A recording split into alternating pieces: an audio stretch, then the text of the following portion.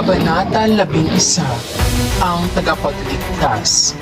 Hindi na natiis ng gerero ang naririnig na daing, kaya't hinanap niya ang pinanggagalingan ng tinig. Pinagputol-putol ng gerero ang mga dawag hanggang marating ang kinaroroonan ng nakagapos. Anong sisilain na ng dalawang leon ang binata na sa tindi ng hirap ay nawalan ng malay. Pinagtataga ng gerero ang dalawang leon hanggang sa mapatay. Pagkatapos, kinalagan nito at kinalong ang binata.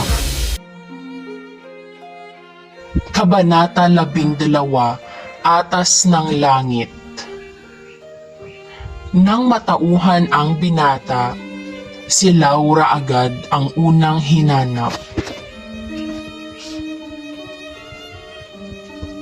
Nagulat pa ito nang mamalayang nasa kandungan siya, hindi ni Laura kundi ng isang Moro. Ipinaliwanag ng gerero na di niya natiis na di tulungan ang binata, sapagkat magkaiba man sila ng pananampalataya, nakaukit din sa kanyang puso ang pagtulong sa kapwa, gaya ng iniuutos ng langit ng mga Kristiyano.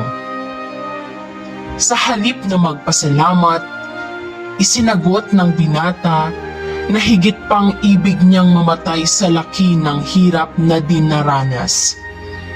Sa narinig na ito, napasigaw ang gerero.